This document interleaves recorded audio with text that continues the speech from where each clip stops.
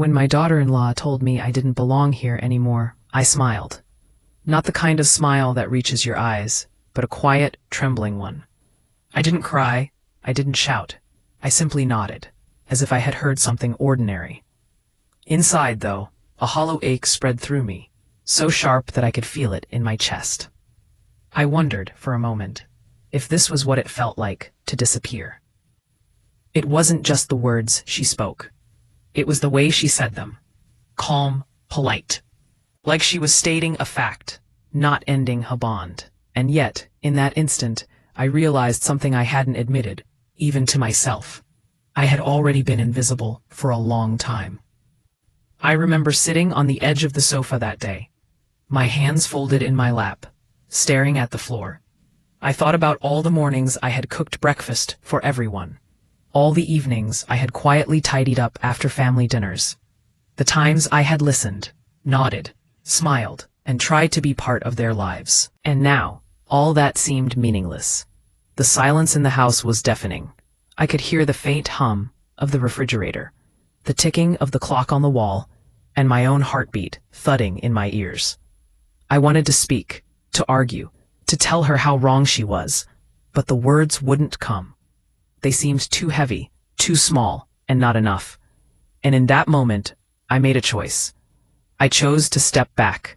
I chose to retreat into the quiet corner of my own heart, where nobody could ignore me, because at least there I could hold myself whole.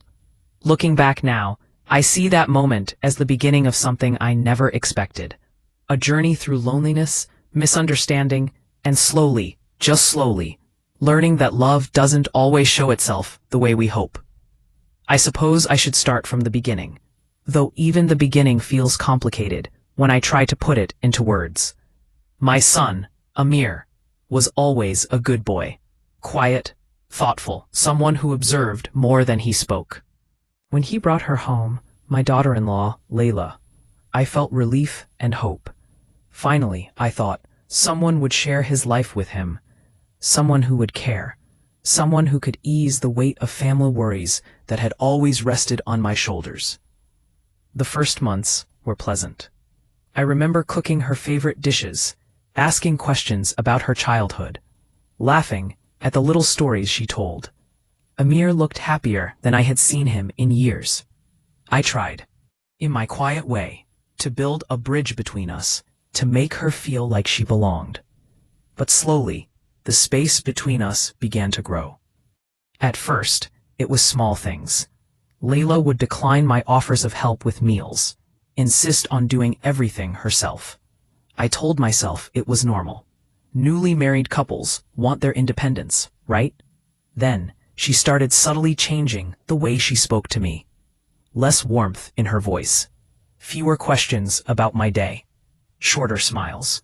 I began to notice it in Amir, too. He stopped asking me for advice the way he used to. We still shared moments, holidays, birthdays, the occasional quiet evening tea. But even then, I felt an invisible wall forming around us. I told myself it was in my head, that perhaps I was imagining things, that maybe I was being too sensitive. Looking back, the signs were there, long before that day she told me to leave.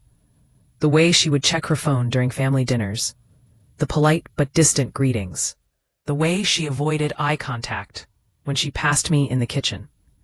It was like a slow erosion, day by day, almost imperceptible, until one day I could no longer deny it.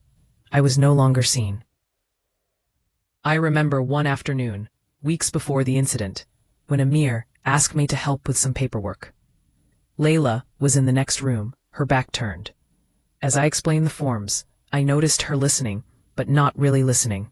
Her mind seemed elsewhere. And then she whispered something to Amir. I couldn't hear the words, and he nodded without looking at me. That tiny moment, that small exchange, hurt more than any argument ever could, because it made me realize that I had become a background figure in my own family. The person who cooked, who cleaned, who remembered birthdays, who smiled at every small thing, but who no longer mattered in the way I thought I mattered. Even then, I tried to adjust. I reminded myself to stay quiet, to step back, to let them live their lives. I told myself, they love you. Maybe they just need space. But deep down, I knew it wasn't just about space. Something else had shifted, something I couldn't name. And every time I caught Layla's glance, polite but cold, I felt it. A quiet, painful exclusion that settled in my chest like a weight. I started spending more time in my small room upstairs, reading, knitting, or just staring out the window at the garden. The house felt large and empty, even when it was full. I would hear laughter from the living room, the clink of plates from dinner, the sound of Amir and Layla talking late at night, and I would feel invisible. Friends called sometimes. They asked how I was doing, and I would smile and say, I'm fine, just busy with things. Busy with what? I didn't say. Busy feeling invisible, perhaps. Busy holding on to the family I was slowly losing, day by day. Without knowing how to fight for it. It was during one of these quiet afternoons that I realized something else. I had grown accustomed to being overlooked. I had started to believe that maybe my place was in the background. Maybe love didn't need to be seen, only given. I thought I could endure this, quietly, because I didn't want to disturb the fragile peace in their home. But life has a way of forcing clarity. And that day, when she told me I didn't belong anymore, all that quiet endurance shattered. I realized that being invisible isn't something you simply accept. Not if you still have a heart that remembers what love feels like. After that day, the house felt different. Not louder, not emptier, just unfamiliar. I moved through rooms like a shadow, unnoticed, my presence barely acknowledged. Even Amir, my son, seemed caught in a gentle tug-of-war between loyalty to me and to his wife. I could see the conflict in his eyes, but it never turned into words. Some mornings, I would sit in the kitchen, coffee in hand, listening to the sounds of their routine. Lila humming as she prepared breakfast, Amir shuffling papers on the dining table, and I would sit quietly, wondering if I was waiting for something that would never come. Acknowledgement, a smile, a glance that said, "We see you." One afternoon, I tried to help Lila with laundry. I folded the clothes neatly and placed them in the basket by the bedroom door. She came in, glanced at the basket, and said, "I've got it, thanks." Nothing more. No warmth, no smile, no conversation. Just the words, "I've got it," and then she left. I felt my chest tighten. I knew I should let it go, that maybe it was trivial, that she didn't intend to hurt me. But these small moments kept stacking, piling on top of each other, like invisible stones pressing down. And slowly, I realized something. Her love, the love she said she had for me, existed in words only. Actions, the quiet, consistent acts that show care, were absent. Amir noticed my withdrawal. One evening, he came to my room while I was reading and sat beside me. He didn't say anything at first, just watched me. Finally, he said, "I miss how things used to be." "I do too," I whispered. There was a long silence. Then he asked, softly, almost afraid, "Do you think she doesn't like you?" I shook my head. "I don't know," I admitted. "Maybe she doesn't understand me. Maybe I don't fit here anymore." He looked down at his hands. I wish things were easier," he said. His voice trembled just slightly. And in that moment, I realized that he felt trapped between two worlds, his wife and his mother, and he didn't know how to make both happy. But neither could truly see me anymore. The next week brought another small but piercing moment. I had baked a cake for Amir's birthday, a simple chocolate one, the kind he loved as a child. I placed it on the table with a candle and waited. Lila walked in, glanced at the cake, and said, "Oh, you didn't have to do that." Her words, polite and dismissive, felt like a wall slamming in my chest. I forced a smile. "It's tradition," I said softly. "I've always done this for you." Amir smiled at me briefly, but Lila waved me off. "I'll take care of everything," she said, almost sharply, and took the cake into the kitchen. I followed quietly, placing the plate down and stepping back. She didn't thank me. She didn't smile. She just moved on. That night, I went to my room and sat by the window. The rain was falling softly outside, pattering against the glass. I listened to it, and let it wash over me, wishing I could wash away the heaviness in my chest too. I began noticing the small exclusions more and more. Invitations that never came, conversations that I was part of only in silence, plans made without me, decisions discussed when I wasn't in the room. The loneliness wasn't loud, it was subtle, a soft ache that grew steadily every day. One evening, Amir asked me to join them for dinner. Layla had cooked, he said, and she wanted me to eat with them. I walked in, hopeful, but as soon as I sat down, she handed me a plate, without meeting my eyes. The conversation didn't pause for me. They talked about work, friends, plans for the weekend, everything and nothing, as if I were a chair, not a mother. I tried to join in. I asked a question about Amir's project. He answered politely, but quickly. Layla nodded, glanced at her phone, and continued talking. And I realized something devastating. I wasn't part of their world anymore. Not really. I existed alongside them, but I wasn't seen. It hurt more than I thought it would. I had imagined that love alone could carry relationships through rough patches, that patience could heal wounds. But I was learning the hard way that love isn't enough if it's unreturned, unnoticed, invisible. I began retreating more. I stayed in my room, reading, knitting, sometimes just sitting quietly and watching the rain. Sometimes I would walk through the house and pretend to clean, just to feel useful. Layla never commented. Amir's glances were sympathetic, but they didn't change anything. One day, I tried something different. I sat down at the dining table while Layla was preparing lunch and said, softly, "Do you want some help?" She looked at me, paused, and said, "I've got it, thank you." I nodded, my throat tight. That was it. No warmth, no eye contact, no hint that my presence mattered. And I realized then that I could no longer wait for recognition from her. I could no longer depend on her love to show itself in small acts. If I wanted to feel seen, I would have to find it elsewhere. Or accept that maybe I wasn't meant to be seen here anymore. Still, I stayed. Because Amir stayed. Because he needed me. And because leaving would feel like giving up on the family I had built, the life I had poured myself into. But the tension was growing, quietly, steadily. Each ignored word, each overlooked gesture, each small dismissal, piled up like snow, heavy and silent, until I felt the weight pressing me down. And I knew, deep down, that it was only a matter of time before the quiet storm became something I could no longer endure. Days turned into weeks, and weeks into months. The quiet weight of being unseen became almost unbearable. I found myself moving through the house as if it weren't mine, careful not to disturb, careful not to speak too loudly, careful not to exist too fully. One evening, Amir asked me to join them for tea. I thought perhaps something had changed, that maybe the distance between us could shrink, even slightly. But when I entered the kitchen, the tension hit me like a wall. Layla was chopping vegetables, her back to me, humming softly. But it wasn't a warm hum. It was mechanical, practiced, a song without feeling. I smiled softly. "Do you need a hand?" I asked. "No, I've got it," she said without looking at me. I nodded and moved to the counter, carefully placing a cup on the table. Amir sat beside me, his hands clasped around his mug. "Mom," he said gently, "I don't want you to feel left out. I really don't."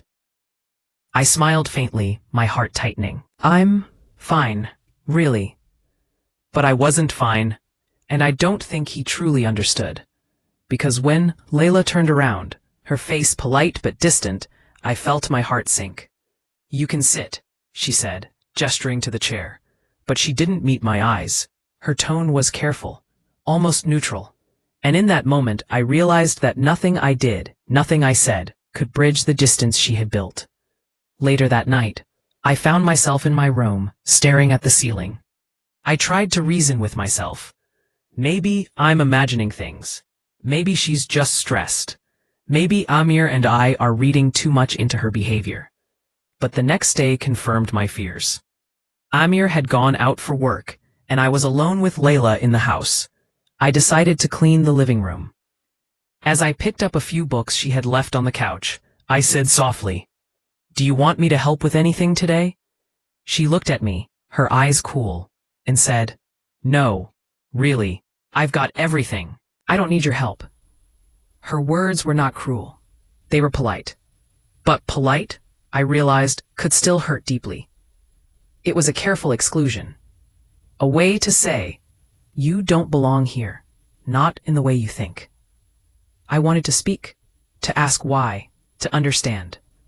But I felt the walls I had built around my own heart begin to rise. I stepped back, nodded, and said nothing. The tension continued to build over weeks. Small things, missed greetings, silent glances. Conversations that moved around me, rather than including me, created a slow, persistent ache. I began avoiding the kitchen, avoiding the living room, avoiding any space where I might feel the subtle sting of exclusion.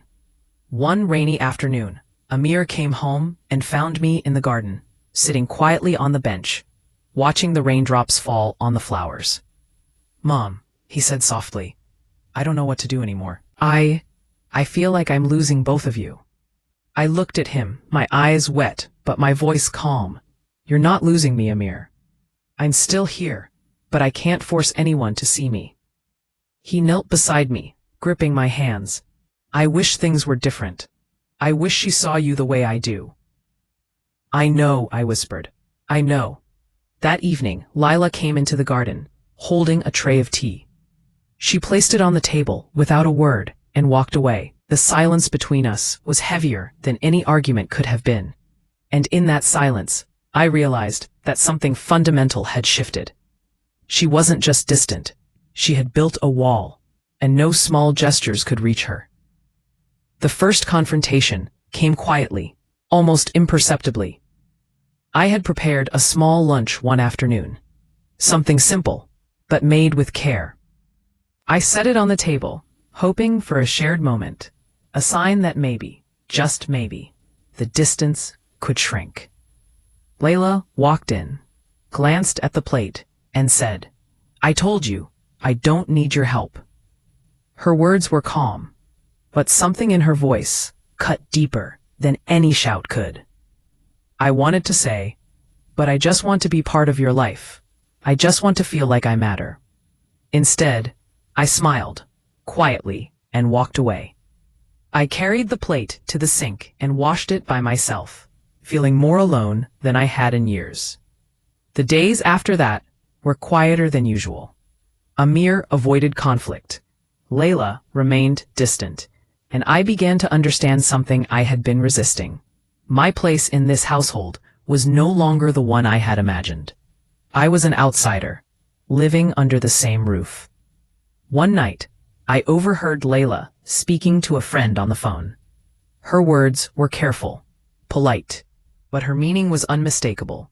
"She just doesn't fit here. Everything she does feels wrong. Amir and we need space." I felt my chest tighten. I had imagined exclusion, sensed it, feared it, but hearing it said aloud, calmly, without anger or confrontation, was different. It wasn't an argument. It wasn't a fight. It was quiet, deliberate erasure. That night, I went to my room and sat on the bed, staring at the ceiling. The rain outside had stopped, but the heaviness in my chest remained. I realized something painful. Being invisible doesn't hurt in the moment. It hurts over time. It accumulates in the quiet corners, in the moments no one notices, in the words left unsaid. The next morning, I tried once more. I offered to make breakfast. Layla declined. I asked if she wanted help with laundry.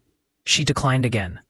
I realized then that no small act of care, no attempt to connect, could reach her. And yet, I stayed.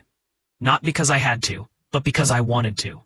Because Amir needed me. Because love, even when unseen, still existed in my heart. But the tension was now unbearable. The house felt like a theater set. Everyone went through motions, polite and careful. But no one truly saw anyone else. I was a mother, present in body, absent in perception. And the quiet ache inside me was growing into a storm I could no longer ignore. It was in those weeks, living alongside this quiet tension, that I began to prepare myself. Prepare for the inevitable moment when the distance could no longer be ignored, when the quiet ache would demand recognition. Prepare for the moment when I would have to confront not just Layla, but the reality of my own invisibility. And that moment came, not with shouting or anger, but with calm, quiet inevitability.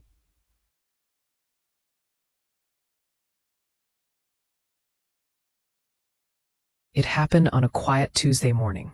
The house was still, the soft hum of the refrigerator and the faint chirping of birds outside the window the only sounds.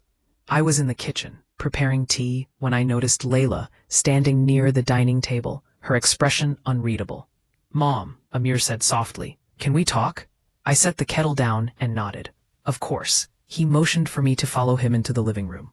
Layla stayed in the kitchen, pretending to clean, but I could feel her eyes on me. The tension was heavy, thick like fog. My chest tightened, and I realized that whatever was about to happen, it would change everything. Amir sat on the couch, his hands folded in front of him. "Mom, I don't want to hurt you," he began, his voice trembling slightly. "But things have changed. Layla, she feels uncomfortable with how involved we are with each other." I blinked, trying to process his words. "Uncomfortable?" I asked softly. "I'm your mother, Amir. I only want to be part of your life." He looked down, running a hand through his hair. "I know, and I love you. I love you so much. But Layla, she says that sometimes it feels like you're overstepping, that she doesn't have space in the house." I felt a hollow ache in my chest. Overstepping? Space?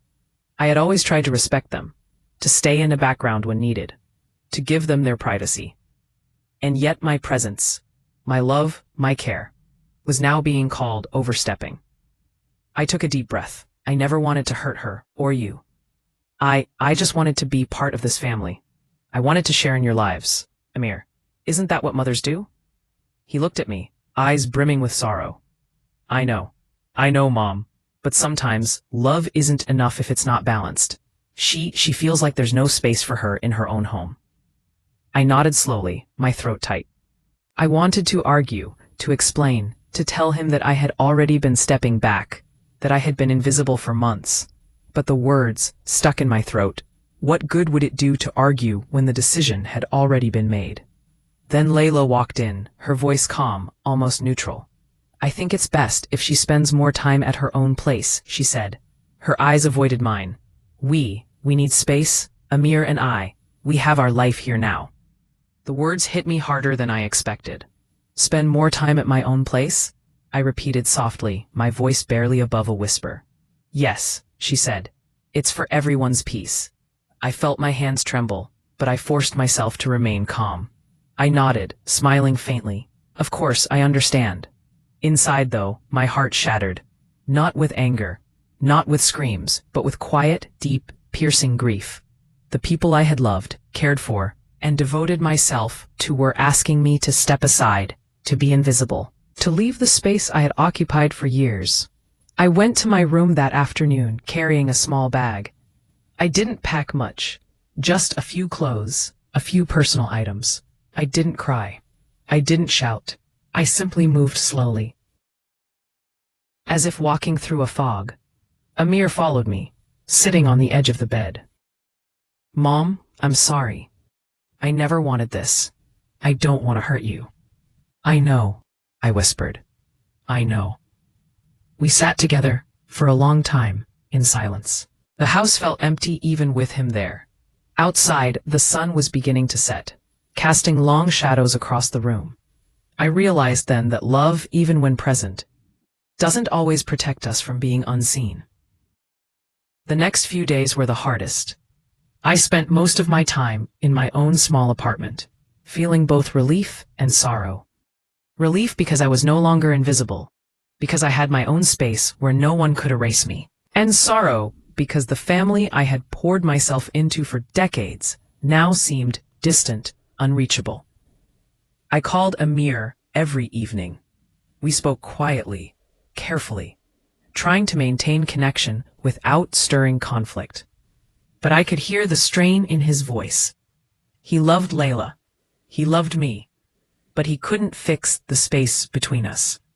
And I realized that sometimes love isn't enough to hold people together if their hearts aren't aligned. One evening, a week later, I returned briefly to the house to pick up some items. Layla was there, preparing dinner. She glanced at me, polite, distant, but not hostile. I smiled faintly. "I hope you're doing well," I said softly. She nodded. "Yes, I hope you are too." It was a small acknowledgement, almost imperceptible, but it carried weight. A recognition that, despite everything, we still existed in each other's worlds, however fragile that connection had become. That night, I sat in my apartment, looking out at the city lights. I thought about the years I had spent loving and caring, the small moments that had been invisible to the people I cherished most, and I realized that this was a turning point, not just in our family, but in my own heart. I could choose to shrink, to disappear completely, or I could choose to accept what had happened, to carry my love forward without needing it to be acknowledged. And slowly, almost imperceptibly, I began to understand that love doesn't always have to be seen to be real. It wasn't immediate. The ache in my chest didn't vanish overnight. But in that quiet apartment, alone with my thoughts, I began to make peace with the reality that sometimes family changes, people change, and the rules we thought were permanent are not always permanent. I still loved them. I still wanted connection. But I began to understand that love, in its truest form, sometimes requires stepping back, giving space, and allowing others to live their lives, even if it means being unseen. And in that realization, I found the first flicker of strength I hadn't felt in months. A quiet, steady strength that told me I could endure this, that I could continue to love, even from a distance.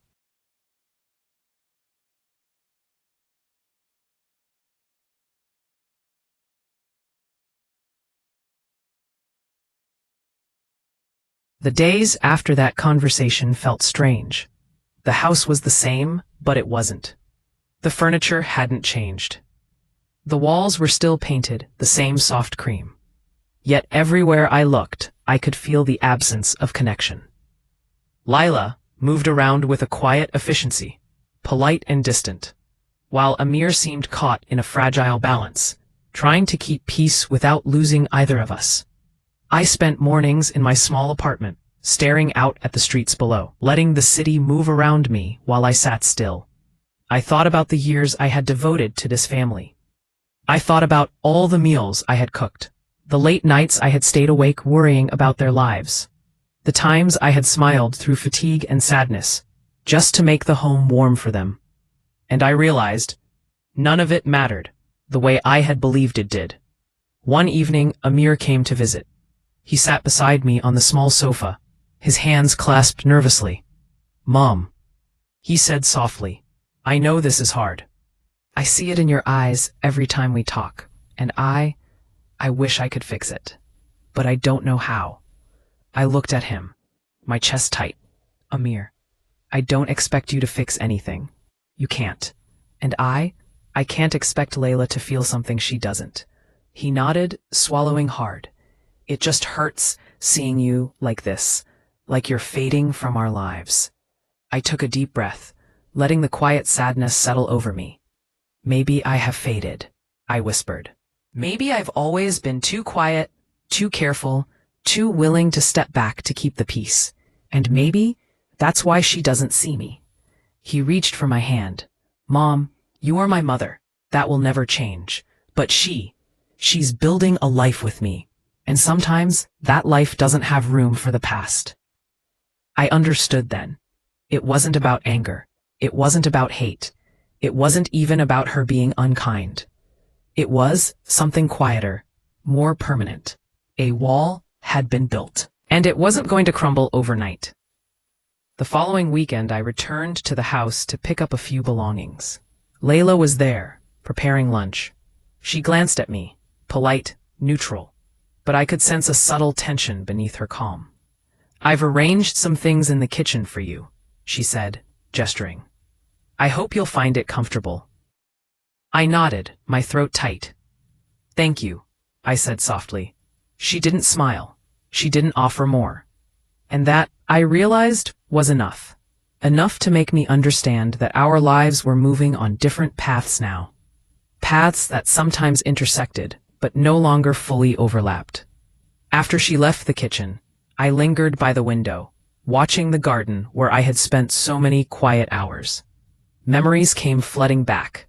Amir as a small boy, running to meet me when I returned from the market, his laughter filling the air. I thought of Layla when she first came into our lives, bright and smiling, and how I had welcomed her like a daughter. I thought of all the small moments that had stitched our family together over the years. And now, it all felt like a fragile tapestry, fraying at the edges. That night, alone in my room, I wrote a letter. Not to Layla, not to Amir, but to myself. I see you, even if they do not. I have always loved, even when invisible. I will continue to love, even when unseen. My heart is mine, and it is enough. Writing it calmed me. It didn't erase the ache, but it gave me a sense of clarity. I realized that my love didn't require acknowledgement. My care didn't require applause. What mattered was that I had given it, sincerely, and that in itself was a testament to who I was. A few days later, there was a small, unexpected moment. Amir called me in the evening. "Mom," he said softly, "can you come over for dinner? Just us?" I felt a flutter of hope, but I tempered it with caution. "Of course," I said, quietly. When I arrived, Layla was there. She had prepared a simple meal, and while her politeness remained, there was a subtle softness in the way she looked at me. No words were needed. We ate together, quietly. The house was calm, filled with the sounds of silverware, soft laughter, and the occasional glance. It wasn't perfect. It wasn't the way I had imagined family life would always be. But it was something. A fragile bridge, unspoken but present. After dinner, Amir walked me to the door. "Mom, thank you for coming," he said. His voice was gentle, filled with unspoken apology and love. I smiled faintly. "Thank you for inviting me," I replied. And as I stepped out into the night, I realized something important. The turning point wasn't a single event. It wasn't a confrontation or a dramatic argument. It was a series of quiet moments, small realizations, and the courage to accept reality without losing my own heart. I had learned that love isn't always visible. Sometimes it's quiet, patient, and persistent, even when no one acknowledges it.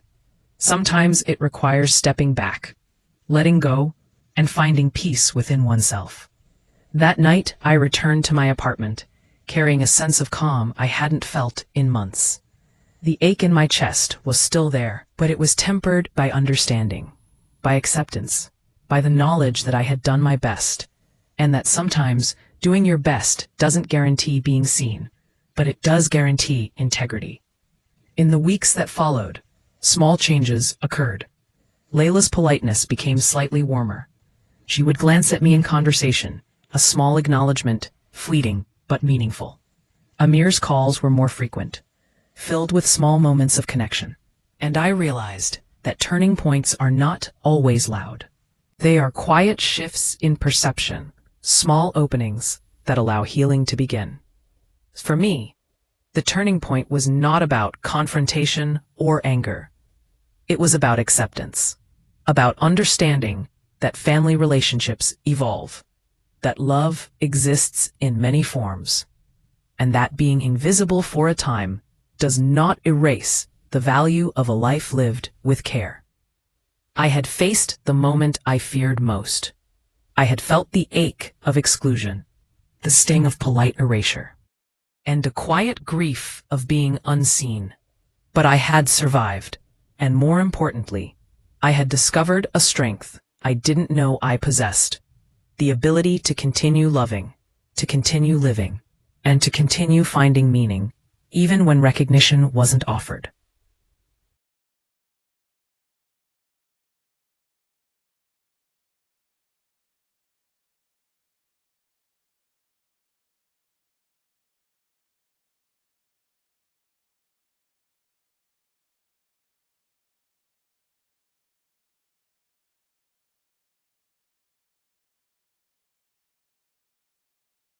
The days after that quiet turning point were still, in their own way, heavy. But they were different from the weight I had carried before. Before, the ache of being unseen had felt sharp, constant, pressing down on my chest. Now it was softer, more like a shadow, a reminder, yes, but not an anchor. I began spending my mornings slowly, savoring small moments I had long taken for granted. A cup of tea by the window, watching the sunlight touch the flowers in the garden, listening to the distant hum of the city as it moved along without me. And in those quiet moments, I felt a subtle peace I hadn't known I could feel again. Amir called almost every day. His voice, though careful, carried warmth. Sometimes we would talk about ordinary things, his work, the weather, a book I had read. Sometimes he would ask about me, genuinely, deeply. Those conversations were brief, yet they became lifelines. They reminded me that even when connections are strained, love persists. Lila's attitude began to shift, slowly, imperceptibly. At first, it was small gestures, a glance, a polite smile, a momentary pause in her own routine to ask if I needed anything. Not grand gestures, not apologies, just recognition. And in that recognition, I found the tiniest spark of hope that perhaps the distance between us could narrow, if not disappear entirely. One evening, Amir invited me over for tea. Lila was there, and the house felt quiet but calm. I noticed her eyes lingering briefly as I entered. Not long, not dramatic, just enough to acknowledge my presence. My chest tightened, a strange mixture of relief and residual sorrow. We sat together in the living room, the soft hum of the heater in the background. I poured tea carefully, offering cups to both of them. Lila accepted mine without words, but her hands lingered on the cup, small and deliberate. Amir smiled at me, and I felt a wave of warmth. It wasn't perfect. It wasn't the home I had once imagined, but it was real. After tea, Amir stayed behind, while Layla returned to the kitchen. He took my hand in his eyes earnest. "Mom," he said softly, "I don't want you to feel like you're invisible anymore. I can't change everything, but I want you to know you're important to me. You always will be." I nodded, my throat tight. "Thank you, Amir," I whispered. "That means everything." That night, I walked home slowly, letting the cool air brush my face. I thought about how fragile love can be, how easily bonds can shift, and yet how resilient they are when nourished with patience and understanding. I realized that resolution isn't a single event. It isn't a dramatic apology or an emotional confession. It is a series of quiet, deliberate choices to acknowledge, to accept, to continue caring even when it is difficult. Over the following weeks, the small acts of recognition grew. Layla began asking me questions about my day, listening more attentively. I noticed her pausing in conversation when I entered the room, a subtle courtesy I hadn't felt for months. Amir continued to call, to check in, to share moments with me, and I, in turn, began to release the heaviness I had carried. I forgave quietly, not because anyone asked for it, but because holding on to resentment only hurt me. I accepted that some things could not be controlled, that love cannot be demanded, and that being seen is sometimes a gift, not a right. One Sunday morning, I returned to the house to help with breakfast. Layla was already in the kitchen, preparing eggs. She glanced at me, and for the first time in months, I saw something warm in her eyes, a brief acknowledgement that I belonged here, even if imperfectly. "Do you want to help?" I asked gently. She hesitated, then nodded. "Yes, that would be nice." We worked side by side, silently chopping vegetables, stirring pans, pouring coffee. The kitchen smelled warm and familiar, filled with the quiet rhythm of shared activity. No words were needed. The simple act of presence, of shared space, carried more meaning than anything that could be spoken aloud.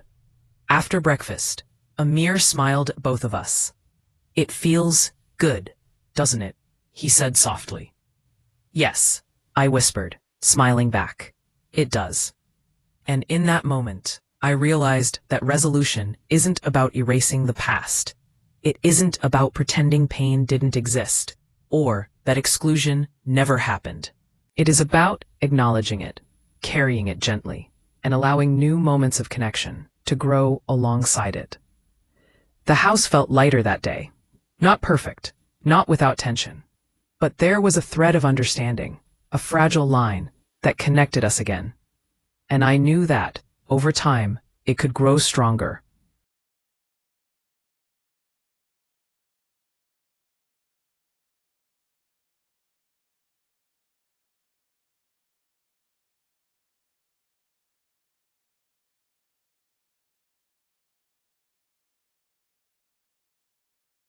In the weeks that followed, life found a new rhythm.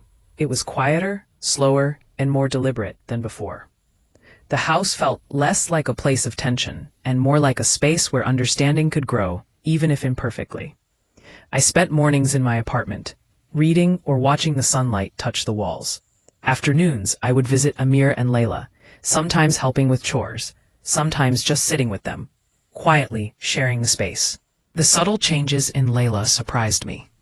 One day, as I was arranging the living room, she paused and said softly, "Mom, thank you for helping with this. It makes a difference."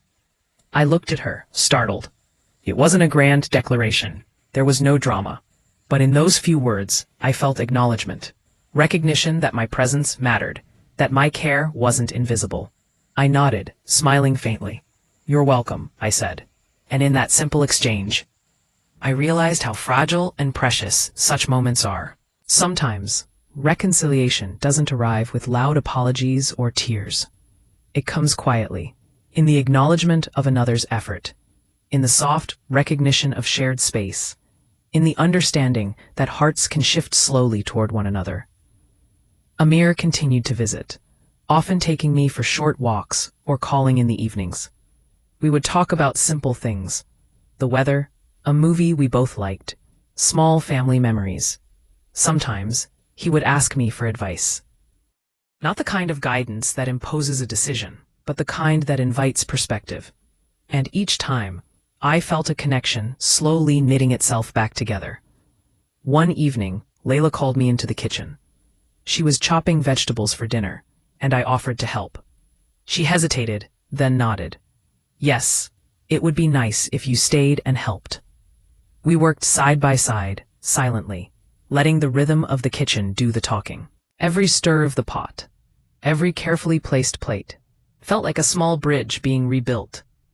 There were no dramatic words, no confessions, just presence. And I realized that sometimes that is all love asks for, to be seen, to be shared, and to be quietly acknowledged. I also began to notice subtle changes in Amir.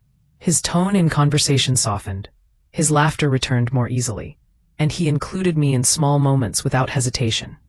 The son I had watched grow, care for, and nurture was still there, still the same heart, even amidst the complicated threads of adult relationships. One afternoon, I was sitting by the window, knitting quietly, when Layla joined me. She didn't speak at first. She just sat, watching me work. After a while, she said softly, "Mom, I've been thinking. I want us to have a better relationship. I realize I've been distant, and I'm sorry."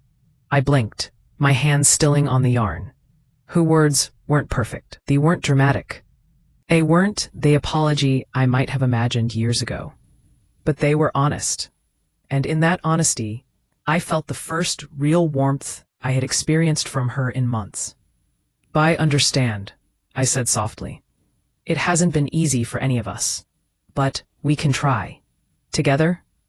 From that day forward, things didn't instantly change.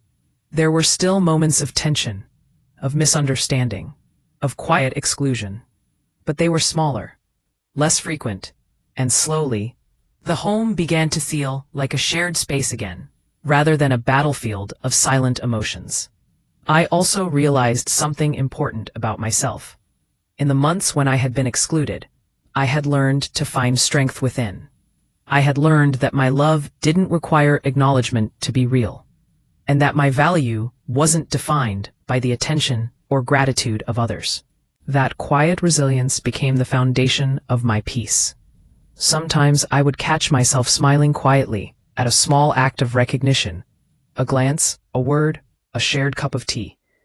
And each time I felt gratitude, not just for them, but for the strength that had carried me through the ache of being unseen. One evening, Amir and Layla invited me for dinner. It was a simple meal, nothing extravagant, but it was warm, and the house hummed with quiet life. We sat together, sharing small stories, laughing softly at shared memories, and enjoying the calm rhythm of being together. Layla smiled briefly at me, across the table. Not a dramatic gesture, not a big apology, just a moment of acknowledgement. And that small smile carried more weight than any words ever could. After dinner, I sat in the living room, sipping tea, and watching them move around the house. I realized then that resolution doesn't mean perfection. It doesn't mean forgetting the pain, or pretending the ache never existed. It means recognizing the changes, accepting them, and allowing new patterns of care, respect, and love to take root. And slowly they had.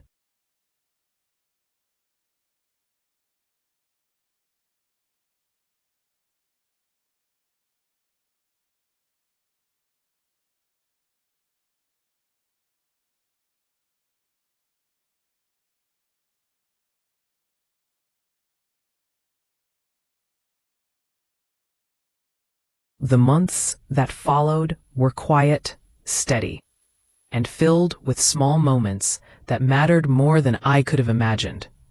I came to understand that family is not always perfect. Love is not always acknowledged. And yet, even in the quietest, most unseen moments, it persists.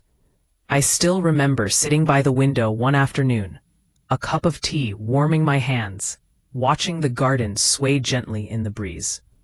The sunlight touched the flowers, the leaves, and the soft green of the grass, and for the first time in a long while, I felt truly at peace. I realized that my heart had healed, not because the past had been erased, but because I had chosen to accept it. Amir and Layla remained part of my life in ways that were gentler, quieter, but real. We shared small meals together, talked softly in the evenings, and sometimes just sat in silence, comfortable with each other's presence.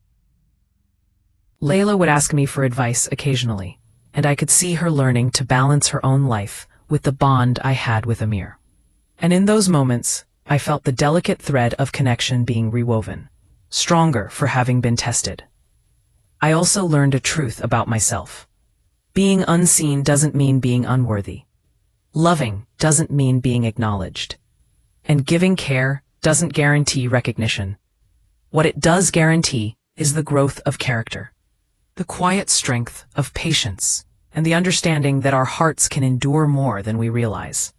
One evening, as I returned home after visiting them, I paused in my apartment doorway and reflected on all that had happened.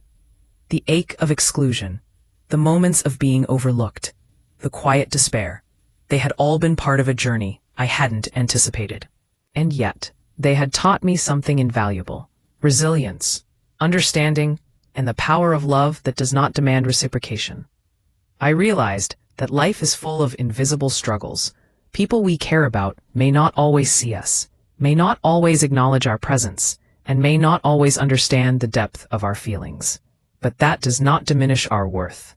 It does not erase the value of our love, and it does not prevent the possibility of connection, however fragile, from growing again.